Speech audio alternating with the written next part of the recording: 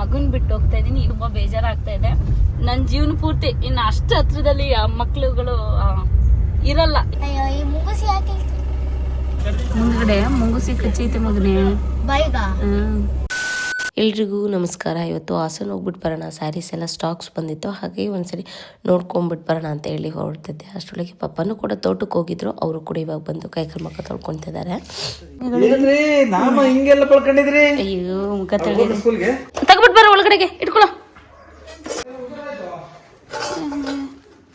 ಪಾಪ ಬೆಳಗ್ಗೆ ವೆಜಿಟೇಬಲ್ಸ್ ತಗೊಂಡು ಹೋಗಿದ್ರು, ಸೊ ತಿಂಡಿ ತಿಂದಿರ್ಲಿಲ್ಲ ಪಾಪ. ಈಗ ಊಟ ಟೈಮು ಬಂದಿದ್ದಾರೆ. ಕಿಚನಿಗೆ ಇಡು ರಾಜ್ಕುಮಾರ, ಕಿಚನಿಗೆ ತಗೊಂಡೋಗಪ್ಪ. ಅಲ್ಲಿ ಏನಿಲ್ಲ ರಾಜ್ಕುಮಾರ.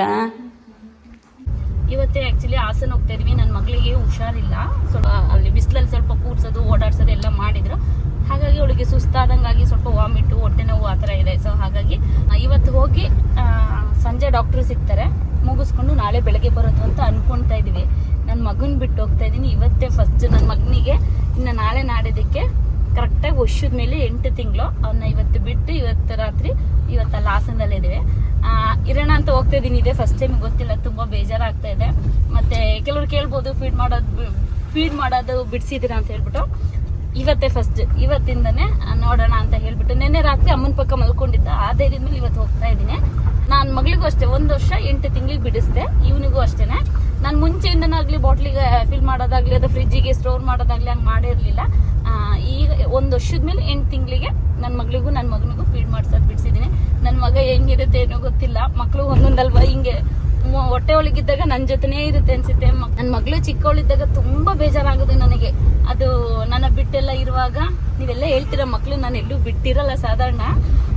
ಅವು ಮಕ್ಕಳು ಬಿಟ್ಟಿದ್ರು ನಾನು ಬಿಟ್ಟಿರಲ್ವೇನೋ ಬೇಜಾರು ನನಗೆ. ಯಾಕಂದ್ರೆ ಒಂದೊಂದು ಅಂತ ಅಷ್ಟೇ, ಮಕ್ಕಳು ದೊಡ್ಡವ್ರು ಆಗ್ತಾ ನಮ್ಮ ಜೊತೆನೇ ಇರ್ಬೇಕು ಅಂತ ನಾವು ಮನಸ್ಸಲ್ಲಿ ಇಟ್ಕೊಳ್ಳೋದು ಅದು ತಪ್ಪಾಗುತ್ತೆ. ಮಕ್ಕಳು ದೊಡ್ಡವು ಆದಂಗೆ ಅವ್ರ ಯೋಚನೆಗಳೇ ತಕ್ಕನಾಗಿ ಅವು ಹೇಗೆ ಇರಬೇಕು, ಹೇಗೆ ಬೆಳಿಬೇಕು, ಎಲ್ಲಿ ಚಂದ ಅವು ಹಂಗೆ ಇಷ್ಟಪಟ್ಬಿಡ್ತವೆ. ನಾವು ಅದಕ್ಕೆ ಅದು ನಮಗೆ ಮುಂಚೆನೆ ಗೊತ್ತಿರುತ್ತಲ್ಲ, ಅದನ್ನ ನಾವು ಅರ್ಥ ಮಾಡ್ಕೋಬೇಕಷ್ಟೇನೆ. ಬಟ್ ನಮಗೆ ಏನಂದ್ರೆ ನನ್ನ ಮಗಳು ಫಸ್ಟ್ ಸಪ್ರೇಟಾಗಿ ಒಂದಿನ ಬೆಡ್ಶೀಟ್ ಹಚ್ಕೊಂಡ್ಬಿಡ್ತು. ಅದು ನಂಗೆ ತುಂಬಾ ಬೇಜಾರಾಗ್ಬಿಡ್ತು. ಓ ನನ್ನ ಮಗಳು ಈಗ ಎಷ್ಟು ದೊಡ್ಡವಳು ಆಗ್ತಿದ್ದಾಳೆ, ಅವಳಾಗೆ ಬಟ್ಟೆ ಹಾಕೊಳಂಗೆ ಆಗ್ತಿದ್ದಾಳೆ, ಅವಳಾಗೆ ಬೆಡ್ಶೀಟ್ ಹಚ್ಕೊಳಂಗೆ ಆಗ್ತಿದ್ದಾಳೆ ಅಂತ ಬೇಜಾರಾಗ್ತೈತೆ. ಇವತ್ತು ನನ್ನ ಮಗನ್ ಬಿಟ್ಟು ಬರ್ತಾ ಇದ್ದೀನಿ. ಇಷ್ಟು ದಿನ ನನ್ನ ಬಿಟ್ಟಿರಲ್ಲ, ಒಂದು ಕೆಲಸ ಆಗಲ್ಲಲ್ಲ, ಹಿಂಸೆ ಕೊಡ್ತಾನೆ ಇವನು ಅಂತಿದ್ದೆ. ಪಾಪ ಇವತ್ತಿಂದ ಬಿಟ್ಟಿರುತ್ತೆ. ಇನ್ನ ನನ್ನ ಜೀವನ ಪೂರ್ತಿ ಇನ್ನು ಅಷ್ಟು ಹತ್ರದಲ್ಲಿ ಮಕ್ಳುಗಳು ಇರಲ್ಲ. ಇನ್ನೇನು ಎತ್ಕೋಬಹುದು, ಮುದ್ದಾಡ್ಬೋದು. ಯಾಕಂದ್ರೆ ನಂದು ಒಂದು ಸ್ವಲ್ಪ ದಿನ ಅಷ್ಟೇ, ಕೆಲವು ವರ್ಷಗಳಷ್ಟೇ ಮಕ್ಕಳು ಅಪ್ಪ ಅಮ್ಮ ಎಲ್ಲ ಒಟ್ಟಿಗಿರೋ ಅಂಥದ್ದು. ಆ ಟೈಮ್ನ ನಾನು ಮಿಸ್ ಮಾಡ್ಕೊಳ್ಳೇಬಾರ್ದು ಅಂತ ಹೇಳ್ಬಿಟ್ಟು ನಾನು ಮದುವೆ ಆದಾಗಿಂದ ತಲೆಯಲ್ಲಿ ಫಿಕ್ಸ್ ಮಾಡ್ಕೊಂಡಿದ್ದೆ. ಹಾಗಾಗಿ ನನ್ನ ಮಕ್ಳು ಬಿಟ್ಟು ಎಲ್ಲೂ ಇರಲ್ಲ. ಅವ್ರು ಬಿಟ್ಟಿರ್ತಾರೆ, ನನ್ನ ಮಗಳು ಬೇಕಾದ್ರೆ ನನ್ನ ಬಿಟ್ಟಿರ್ತಾಳೆ, ನನಗೆ ಆಗಲ್ಲ. ಒಂದೊಂದ್ಸರಿ ಅನಿವಾರ್ಯ ಇರ್ಬೇಕಾಗುತ್ತೆ. ನೋಡೋಣ. ನಾನೇ ನಿಮ್ಮ ಬಿಟ್ಟಿರ್ತೀನಿ, ನನ್ನ ಮಗಳು ಬಿಟ್ಟಿರಲ್ಲಂತೆ. ಮದುವೆ ಆದ್ಮೇಲೆ ಅವೆಲ್ಲ ಅಭ್ಯಾಸ. ಅವ್ರ ಡ್ಯಾಡಿ ಬೈತಿರ್ತಾರೆ, ನಿನ್ ಮಕ್ಳಿಗೆ ಇದನ್ನೇ ಕಲ್ಸು, ನೀನು ಹಿಂಗೆ ಕಲ್ತಿರೋದು, ಮಕ್ಳಿಗೆ ಇದನ್ನೇ ಕಲ್ಸು, ಇಂಡಿಪೆಂಡೆಂಟ್ ಆಗಿ ಬೆಳೆಯೋದ್ ಕಲಿಬೇಕು, ಈ ಫೀಲಿಂಗ್ಸ್ ಎಲ್ಲ ಇರಬಾರ್ದು ಅಂತ ನನಗೆ ಅದು ತುಂಬಾ ಇದೆ. ಅದು ನನಗೆ ತೊಂದರೆನೂ ಕೂಡ ಆಗಿದೆ. ಸೊ ಹಾಗಾಗಿ ಮಕ್ಳಿಗೂ ಆತರ ಇರಬಾರ್ದು ಅಂತ ಅನ್ಕೊಂಡಿದೀನಿ. ಒಂದು 10th ವರೆಗೂ ಮಕ್ಳು ನನ್ನ ಜೊತೆ ಇದ್ರೆ ಸಾಕು. ಆಮೇಲೆ ಪಾಪ ಅವ್ರು ಏನಾದ್ರು ಮಾಡ್ಕೊಳ್ಳಿ, ಅವ್ರಿಗೂ ಫ್ರೀ ಬಿಡ್ಬೇಕಲ್ವಾ. ಒಂದು ಕಾಲೇಜ್ ಟೈಮಲ್ಲಿ ಮಕ್ಳು ಕಾಲೇಜಲ್ಲಿ ಎಂಜಾಯ್ ಮಾಡಕ್ ಬಿಡ್ಬೇಕು. ಮತ್ತೆ ಒಂದೊಂದು ಟೈಮಲ್ಲಿ ಅವಕ್ಕೂ ಫ್ರೆಂಡ್ಸ್ ಅಂತ ಬಂದಾಗ ಫ್ರೆಂಡ್ಸ್ ಜೊತೆ ಎಂಜಾಯ್ ಮಾಡಕ್ ಬಿಡ್ಬೇಕು. ಸೊ ಎಲ್ಲಾನು ಅವಾಗ ಫ್ರೀಯಾಗಿ ಬಿಟ್ಬಿಡೋಣ. ಅವ್ರಿಗೆ ಬುದ್ಧಿ ಬಂದಿರುತ್ತೆ, ಯಾವ್ದು ಒಳ್ಳೇದು ಯಾವ್ದು ಕೆಟ್ಟದ್ದು ಅಂತ ಗೊತ್ತಾಗುತ್ತೆ. ಆಮೇಲೆ ನಾವು ಹಿಂಗಿರ್ಬೇಕು ಹಂಗಿರ್ಬೇಕು. ಈಗ ಮಕ್ಳೇ ದುಡಿಯುವಾಗ ನಾವು ಮಕ್ಳ ಮೇಲೆ ಹಾಗೆ ಹೀಗೆ ಅಂತ ಅಧಿಕಾರ ಚಲಾಯಿಸೋದು ನನಗೆ ಇಷ್ಟ ಇಲ್ಲ. ಏನೋ ಈಗ ನಮ್ಮ ಜೊತೆಲಿ ಇರುವಾಗ ನಾವು ಮಕ್ಳಿಗೆ ಏನಾದ್ರು ಹಿಂಗಿರ್ಬೇಕು. ಈಗ ನಮ್ ದುಡ್ಡಲ್ಲಿ ನಮ್ಮ ಮಕ್ಳಿಗೆ ಏನಾದ್ರು ಖರ್ಚು ಮಾಡ್ತಾ ಇದೀವಿ ಅನ್ನೋವಾಗ ಹೌದು ನಮ್ಮ ಮಕ್ಳು ನಾವ್ ಹೇಳ್ದಂಗೆ ಕೇಳ್ಬೇಕು ಅನ್ಸುತ್ತೆ. ಬಟ್ ಮಕ್ಳು ಇಂಡಿಪೆಂಡೆಂಟ್ ಆಗಿ ಬೆಳ್ಕೊಂಡಾಗ ಅವ್ರಿಗೆ ಇಷ್ಟ ಬಂದಂಗೆ ಬಿಟ್ಬಿಡ್ಬೇಕು. ಅವ್ರು ದುಡಿಯೋದು ಅವ್ರು ಮಾಡೋದಂತೆ ಅಧಿಕಾರ ನಾವು ಚಲಾಯಿಸೋದು ಅದು ಚೆನ್ನಾಗಲ್ಲ. ಮಕ್ಳಿಗೂ ನಾಳೆ ದಿನ ನಮ್ದೇ ಅದು ಹಿಂಸೆ ಅನ್ಸಕ್ ಸ್ಟಾರ್ಟ್ ಆಗುತ್ತೆ. ಯಾಕೆ ಇವ್ರ ಮಾತು ಕೇಳ್ಬೇಕು ಅನ್ನೋ ತರ. ಅದು ಬಿಡ್ಲೇಬಾರ್ದು ಅಂತ ಅನ್ಕೊಂಡಿದೀನಿ. ಸೊ 10th ವರೆಗೂ ಆದಷ್ಟು ಹೊಡಿತೀನೋ ಬಿಡ್ತೀನೋ ಬೈತೀನೋ ರುಬ್ತೀನೋ ಗೊತ್ತಿಲ್ಲ, ನನ್ ಜೊತೆನೇ ಇರ್ಬೇಕು. ಕೊನೆಗೆ ಗಂಡಂಗೆ ಹೆಂಡತಿ ಗಂಡ ಇಷ್ಟೇ ಅಲ್ವಾ ಆಗೋದು. ಹಂಗೆ ಅಲ್ಲಿವರೆಗಾದ್ರೂ ನಮ್ಮ ಮನೆಯವ್ರಿಗೂ ಅದೇ ಬೈಯೋದು, ಮಕ್ಳು ದೊಡ್ಡವರಾದ್ಮೇಲೆ ಎತ್ಕೊಳಕ್ಕೆ ಮುದ್ದಾಡಕ್ಕೆ ಟೈಮ್ ಸ್ಪೆಂಡ್ ಮಾಡೋಕ್ಕಾಗಲ್ಲ. ಈಗ ಆದಷ್ಟು ಮಕ್ಳ ಜೊತೆ ಟೈಮ್ ಸ್ಪೆಂಡ್ ಮಾಡಿ ಅಂತ, ಕೆಲಸ ಬಿಟ್ಬಿಟ್ಟು ಬಂದಿಲ್ಲ ಅಂತ ಜೋರ್ ಮಾಡ್ತಾ ಇರ್ತಾರೆ. ಪಾಪ ಎಲ್ಲರೂ ಹಂಗೆ ಮಕ್ಳ ಜೊತೆ ಟೈಮ್ ಸ್ಪೆಂಡ್ ಮಾಡಕ್ ಆಗಲ್ಲ ಒಂದೊಂದ್ಸರಿ, ಯಾಕಂದ್ರೆ ಕೆಲಸ ಕಾರ್ಯಗಳಿರುತ್ತೆ. ಈಗ ನಾನು ಇರೋದ್ರಲ್ಲಿ ಹೇಳ್ಬೇಕು ಅಂದ್ರೆ ಫ್ರೀ ಆಗಿದ್ದೀನಿ, ಮಕ್ಳ ಜೊತೆ ಟೈಮ್ ಸ್ಪೆಂಡ್ ಮಾಡ್ಬೋದು. ಈಗ ಮಕ್ಳಿಗಿಂತ ಕೆಲಸ ಕಾರ್ಯಗಳು ಹೆಚ್ಚಲ್ಲ ನನಗೆ. ಸ್ವಲ್ಪ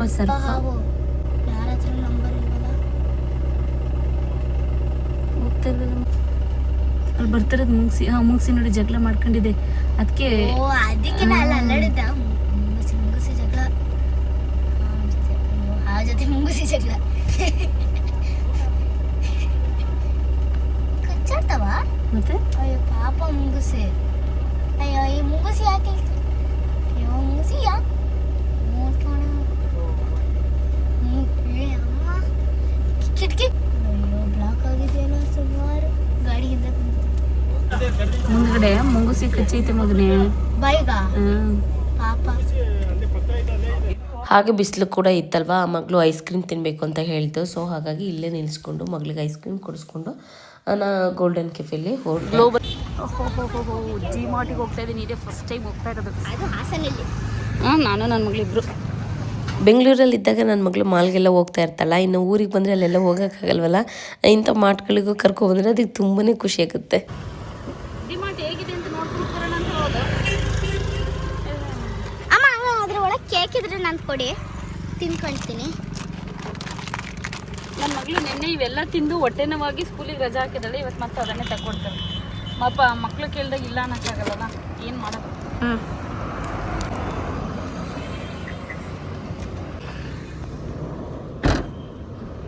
ಡಿ ಮಾರ್ಟಿಗೆ ಹೋಗಿರ್ಲಿಲ್ಲ ಯಾವಾಗಲೂ, ಇದೇ ಫಸ್ಟ್ ಟೈಮ್ ಹೋಗಿದ್ದು. ಬಟ್ ಒಳಗಡೆ ವಿಡಿಯೋ ಮಾಡ್ಕೊಳಾಗಿಲ್ಲ ಅಂದರು.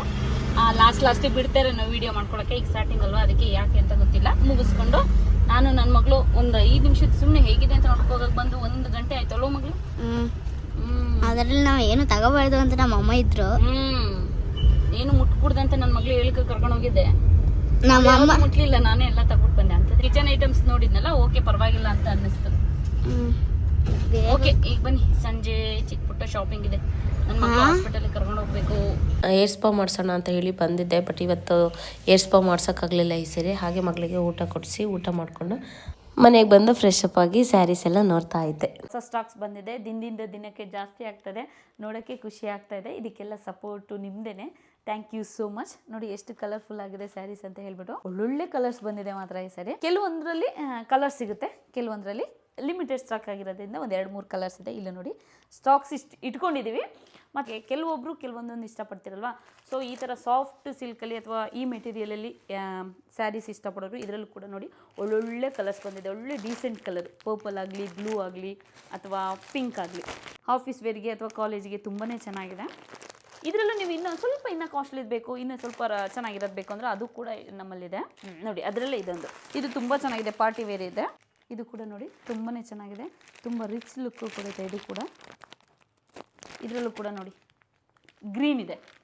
ಒಂದು ವೇಳೆ ನಿಮಗೆ ಈಗಲೇ ಸ್ಯಾರೀಸ್ ಬೇಕು ಅಂದರೆ ಸ್ಕ್ರೀನ್ಶಾಟ್ ತೆಗೆದು ಸ್ಕ್ರೀನ್ ಮೇಲೆ ಕಾಣ್ತಿರೋ ವಾಟ್ಸಪ್ ನಂಬರ್ಗೆ ವಾಟ್ಸಪ್ ಮಾಡ್ಬೋದು. ಸೊ ನಿಮ್ಮ ಸಪೋರ್ಟ್ ಹೀಗೆ ಇರಲಿ, ನಿಮ್ಮಿಂದನೇ ನಾವು ಮುಂದೊಂದು ದಿನ ಇನ್ನೂ ಒಳ್ಳೆ ಮಟ್ಟಕ್ಕೆ ಹೋದರೆ ಅದಕ್ಕೆಲ್ಲ ಕಾರಣ ನೀವೇ ಆಗಿರ್ತೀರ. ಇದೆಲ್ಲ ಸ್ವಲ್ಪ ಮಗ್ಗ ಸ್ಯಾರೀಸ್, ನಾವು ಮಗ್ಗ ಸ್ಯಾರಿಗೆ ಸ್ವಲ್ಪ ಫೋಕಸ್ ಜಾಸ್ತಿ ಮಾಡ್ತಾ ಇರೋದ್ರಿಂದ ಮಗ್ಗ ಸ್ಯಾರೀಸ್ ತರಿಸ್ತಾ ಇದ್ವಿ. ಅದು ಲಿಮಿಟೆಡ್ ಸ್ಟಾಕ್ ಆಗಿರುತ್ತೆ, ಯಾಕಂದರೆ ಅದು ಒಂದೇ ಸರಿಗೆ ನಮಗೆ ಸಿಗಲ್ಲ ಕೈಗೆ. ವೆರೈಟಿ ಸ್ಯಾರೀಸ್ ಇದೆ. ನೀವು ಇವೆಲ್ಲನೂ ನಮ್ಮ ಜಾವ್ಯ ಅಲಂಕಾರ ಇನ್ಸ್ಟಾಗ್ರಾಮಲ್ಲಿ ನೋಡ್ಬೋದು. ಬಟ್ ಇವೆಲ್ಲ ವೀಡಿಯೋಸ್ನ ನಾವು ಒಂದೇ ಸರಿಗೆ ಅಪ್ಲೋಡ್ ಮಾಡೋಕ್ಕಾಗಲ್ಲ, ಒಂದು 20 ಡೇಸ್ ಹಾಗೆ ಆಗುತ್ತೆ. ಸೊ ಅಷ್ಟರೊಳಗೆ ನೀವು ಏನಾದರೂ ಖರೀದಿ ಮಾಡಬೇಕು ಅಂತ ಹೇಳಿದರೆ ನಮ್ಮಲ್ಲಿರೋ ಸ್ಯಾರಿ ಸ್ಟಾಕ್ಸು ನಿಮಗೆ ತಿಳ್ಕೊಬೇಕು ಅಂದರೆ ಸ್ಕ್ರೀನ್ ಮೇಲೆ ನಂಬರ್ ಕೊಟ್ಟಿರ್ತೀವಿ, ಜಾವ್ಯ ಅಲಂಕಾರದ್ದು ವಾಟ್ಸಪ್ ನಂಬರು. ಅದರಲ್ಲಿ ಇಂಡಿವಿಜುವಲ್ ಆಗಿ ನಿಮಗೆ ಸ್ಯಾರೀಸ್ ಬೇಕು ಅಂದರೆ ಅಥವಾ ಪ್ರೈಸ್ ಬೇಕು ಅಂದರೆ, ಕಲರ್ಸ್ ಬೇಕು ಅಂದರೆ ಇಷ್ಟು ಸ್ಯಾರೀಸ್ದು ನೀವು ತಿಳ್ಕೊಬೋದು. ನಮ್ಮಲ್ಲಿರೋ ಅಂಥದ್ದನ್ನ ಕಲೆಕ್ಷನ್ ನಾವು ನಿಮಗೆ ತೋರಿಸ್ತೀವಿ. ಹಾಗೆ ಸ್ಕ್ರೀನ್ ಮೇಲೆ ಕಾಣ್ತಿರೋ ವಾಟ್ಸಪ್ ನಂಬರ್ನ ನೀವು ಸೇವ್ ಮಾಡ್ಕೊಂಡಿದ್ರೆ ಇಷ್ಟು ಸ್ಯಾರಿಗೆ ಅಂತಲ್ಲ, ಮುಂದಿನ ದಿನಗಳಲ್ಲಿ ಸ್ಯಾರೀಸ್ ತರಿಸ್ತೀವಲ್ಲ, ಸೊ ಅದ್ರ ಬಗ್ಗೆನೂ ನೀವು ಮಾಹಿತಿ ತಿಳ್ಕೊಬೋದು. ಹಾಗೆ ವಾಟ್ಸಪ್ಪಲ್ಲಿ ಸ್ಟೇಟಸ್ ಕೂಡ ಹಾಕ್ತಾ ಇರ್ತೀವಿ, ಹೊಸ ಸ್ಯಾರೀಸ್ ನಾವೆಲ್ಲಾದರೂ ಡಿಸ್ಪ್ಲೇ ಮಾಡ್ತಾ ಇರ್ತೀವಲ್ಲ ಅವಾಗ. ಹಾಗೆ ಬನ್ನಿ ಇವಾಗ ಒಂದು ಸ್ಯಾರಿ ತೋರಿಸ್ತೀನಿ. ಈಗ ಸ್ಯಾರಿ ತರಿಸಿದ್ವಿ ಅಂದಮೇಲೆ ಇದರಲ್ಲಿ ನಮಗೆ ಇಷ್ಟ ಆಗೋ ಕಲರ್ಸ್ ಕೂಡ ಇರುತ್ತೆ, ಸ್ಯಾರಿನೂ ಕೂಡ ಇರುತ್ತೆ. ಇದರಲ್ಲೂ ಅಷ್ಟೇ ಸಿಂಗಲ್ ಬಾರ್ಡರ್ ಕೂಡ ಇದೆ, ಇದರಲ್ಲೂ ಕೂಡ ಕಲರ್ ಸಿಗುತ್ತೆ. ಹಾಗೆ ನಿಮಗೆ ಇದರಲ್ಲಿ ಡಿಸೈನ್ಸ್ ಬೇಕು ಅಥವಾ ಬಾರ್ಡರ್ ಸ್ವಲ್ಪ ದೊಡ್ಡದು ಬೇಕು ಅಂದರೆ ಇದರಲ್ಲೂ ಕೂಡ ಸಿಗುತ್ತೆ. ಇದರಲ್ಲೇ ನಿಮಗೆ ಕಾಂಟ್ರಾಸ್ಟ್ ಬೇಕು ಅಂದರೆ ಈಗ ಇನ್ಸ್ಟಾಗ್ರಾಮಲ್ಲಿ ಟ್ರೆಂಡಲ್ಲಿರೋದು ಇದೇ ಕಲರ್, ಗ್ರೀನಿಗೆ ಪಿಂಕ್, ಲೈಟ್ ಪಿಂಕ್ ಕಲರ್, ಇದು ಕೂಡ ತುಂಬಾ ಚೆನ್ನಾಗಿದೆ. ಇದರಲ್ಲೂ ಕೂಡ ವೆರೈಟಿ ಸಿಗುತ್ತೆ. ನನಗೊಂದು ಸ್ಯಾರಿ ತುಂಬಾ ಇಷ್ಟ ಆಗಿದೆ, ಮಗ್ಗ ಸ್ಯಾರಿ. ಸೊ ನಾನು ನೋಡಿದ ತಕ್ಷಣ ಅದು ಬೇಕಂತ ತಗೊಬಿಟ್ಟು ಬಂದಿದ್ದೀನಿ, ತೋರಿಸ್ತೀನಿ ನಿಮಗೆ. ಇದು ನಿಮಗೂ ಇಷ್ಟ ಆಗ್ಬೋದು ಅನಿಸುತ್ತೆ. ನೋಡಿ ಕವರ್ ತೆಗಿತೀನಿ. ವಾವ್, ಡಾರ್ಕ್ ಬ್ಲೂಗೆ ಕಾಫಿ ಕಲರ್, ಅದ್ರ ಮೇಲೆ ಸಿಲ್ವರ್ ಜರಿ ಬಂದಿದೆ. ಹಾಗಾಗಿ ಇದು ತುಂಬಾ ಚೆನ್ನಾಗಿದೆ, ನನಗೂ ಕೂಡ ತುಂಬಾ ಇಷ್ಟ ಆಯಿತು. ಇದು ಮಗ್ಗ ಸ್ಯಾರೀಸ್ ಆಗಿರೋದ್ರಿಂದ ಲಿಮಿಟೆಡ್ ಸ್ಟಾಕ್ ಇರುತ್ತೆ, ಒಂದೊಂದೇ ಕಲರ್ ಇರುತ್ತೆ. ಇದರಲ್ಲೂ ಒಂದು 10 ಕಲರ್ ಸಿಗುತ್ತೆ, ನಿಮಗೆ ಇಷ್ಟ ಬಂದಿದ್ದು ಬೇಕಾದ್ರೆ ಪಿಕ್ ಮಾಡ್ಬೋದು. ಮತ್ತು ನಿಮ್ಮ ಸ್ಕ್ರೀನ್ ಮೇಲೆ ಕಾಣ್ತಾ ಇದೆ ನೋಡಿ ಎಷ್ಟು ಕಲರ್ಸ್ ಇದೆ ಅಂತ ಹೇಳ್ಬಿಟ್ಟು. ಸೊ ಅಷ್ಟು ಕಲರ್ ಮಾತ್ರ ನಿಮಗೆ ಸಿಗುತ್ತೆ. ಫಸ್ಟ್ ಯಾರ್ಯಾರು ನೀವು ಆರ್ಡ್ರ್ ಮಾಡ್ಕೊತೀರ ಅವ್ರಿಗೆ ಮಾತ್ರ ಸಿಗುತ್ತೆ. ಮತ್ತು ನಿಮಗೆ ಬೇಕು ಅಂದರೆ ರೀಸ್ಟಾಕ್ ಮಾಡಿಸ್ಬೇಕು ಅಂದರೆ ನಾವು ಒಂದು 20 ಡೇಸ್ ಆಗೇ ಆಗುತ್ತೆ, ಯಾಕಂದರೆ ಮಗ್ಗ ಸ್ಯಾರಿ ಆಗಿರೋದ್ರಿಂದ ಟೈಮ್ ಹಿಡಿಯುತ್ತಲ್ವ. ಹಾಗಾಗಿ ಇಲ್ಲ ನೀವು ಸ್ವಲ್ಪ ಡಿಲೇ ಮಾಡಿದರೆ ಒಂದು 20 ಡೇಸ್ ಆದರೂ ವೆಯ್ಟ್ ಮಾಡಲೇಬೇಕಾಗ್ತದೆ. ಇದು ತುಂಬ ಚೆನ್ನಾಗಿದೆ ಅಲ್ವ. ಇದರಲ್ಲಿ ಇನ್ನೊಂದು ಕಲರ್ಸ್ ತರಿಸ್ಲಾ, ಅದು ಕೂಡ ತುಂಬ ಚೆನ್ನಾಗಿದೆ. ಇದ್ರದ್ದು ಪ್ರೈಸ್ ಎಲ್ಲ ಬೇಕು ಅಂದರೆ ಬೇಕಾದರೆ ವಾಟ್ಸಪ್ ಮಾಡಿ, ಅಲ್ಲಿ ತಿಳಿಸ್ತೀವಿ. ನೋಡಿ ಇದೊಂದು ಒಳ್ಳೆ ಕಲರ್ ಇದೆ, ಪಿಂಕ್ ಕಲರ್. ವಾವ್, ಅದೇ ಬ್ಲೂಗೆ ಪಿಂಕ್ ಕಲರ್. ನೀವು ಇಲ್ಲಿಗೆ ಬೇಕಾದ್ರೆ ಬೇರೆ ಬೇರೆ ಕಲರ್ಸ್ ಇರುತ್ತೆ, ಗ್ರೀನ್ ಇರುತ್ತೆ ಅಥವಾ ಗ್ರೀನಿಗೆ ಪಿಂಕ್ ಇರುತ್ತೆ, ಈ ಥರ ಎಲ್ಲ ಸಿಗುತ್ತೆ. ಇದು ಕಾಂಟ್ರಾಸ್ಟ್ ತುಂಬ ಚೆನ್ನಾಗಿದೆ ಅನ್ನಿಸ್ತು. ಸೊ ಹಾಗಾಗಿ ಇದೊಂದು ಪಿಕ್ ಮಾಡಿದ್ವಿ. ನಿಮಗೆ ಏನು ಅನ್ನಿಸ್ತು ಅಂತ ತಿಳಿಸಿ. ನಮ್ಮ ಜಾವ್ಯ ಅಲಂಕಾರ್ ಇನ್ಸ್ಟಾಗ್ರಾಮಿಗೆ ಹಾಕಿರ್ತೀವಿ, ಅಪ್ಲೋಡ್ ಮಾಡಿರ್ತೀವಿ, ಹೋಗಿ ಚೆಕ್ ಮಾಡ್ಬೋದು. ಹಾಗೆ ಫಾಲೋ ಮಾಡೋದನ್ನು ಕೂಡ ಮರಿಬೇಡಿ. ಹೀಗೆ ಸಪೋರ್ಟ್ ಮಾಡ್ತಾಯಿರಿ. Thank you so much. Okay, ಹಾಗೆ ಜೊತೆಗೆ ನೋಡಿ ಇದು ಒಳ್ಳೆ ಚೆನ್ನಾಗಿ ಇದಕ್ಕೆ ರೆಸ್ಪಾನ್ಸ್ ಬರ್ತಾ ಇದೆ. ಪರ್ಪಲ್ ಕಲರಲ್ಲಿ ತುಂಬ ಜನ ಆರ್ಡ್ರ್ ಮಾಡ್ತಾ ಇರೋದು. ಇವತ್ತಿಗೂ ಅಷ್ಟೇ, ಅದು ಹಾಕಿ ವಿಡಿಯೋ 4-5 ದಿನ ಆಗಿದೆ, ಆದರೂ ಕೂಡ ಇವತ್ತಿಗೂ ಕೂಡ ಆರ್ಡರ್ಸ್ ಬರ್ತಾ ಇದೆ. ಇದನ್ನು ನೋಡಿ, ಹಾಗೆ ಇದ್ರಲ್ಲಿ ನೋಡಿ, ಇದು ಕಾಫಿ ಕಲರ್ಗೆ ಗೋಲ್ಡ್ ಕಲರ್ ಜರಿ ಬಂದಿದೆ. ಇದು ಕೂಡ ತುಂಬಾ ಚೆನ್ನಾಗಿದೆ ಕಲರ್, ಒಳ್ಳೆ ಕಲರ್ ಸೆಲೆಕ್ಟ್ ಮಾಡ್ಕೊಂಡಿದ್ದಾರೆ. ಇದು ಅಷ್ಟೇ ನೋಡಿ, ನೆವಿ ಬ್ಲೂ, ಇದು ಕೂಡ ತುಂಬಾನೇ ಚೆನ್ನಾಗಿದೆ. ಇದು ನೋಡಿ, ಇದು ಪರ್ಪಲ್, ಆದ್ರೂ ಕೂಡ ಪರ್ಪಲ್ ಕಲರ್ನೇ ಜಾಸ್ತಿ ಆರ್ಡ್ರ್ ಮಾಡ್ತಾ ಇದ್ದಾರೆ. ನನಗೆ ಇದರಲ್ಲಿ ರೆಡ್ ಕಲರ್ ತುಂಬ ಇಷ್ಟ ಆಗಿತ್ತು. ಇವಾಗ ಇದೆಲ್ಲನೂ ಕೊರಿಯರ್ ಮಾಡಿ ಬರಬೇಕು.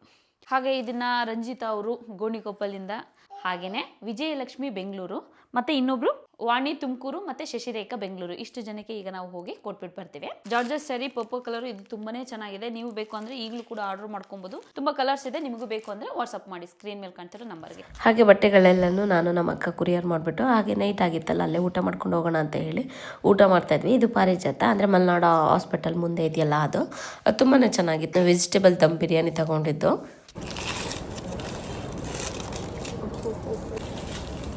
ದಮ್ ಬಿರಿಯಾನಿ ಮಕ್ಕ ಟೇಸ್ಟ್ ನೋಡೋಣ. ಇಲ್ಲಿ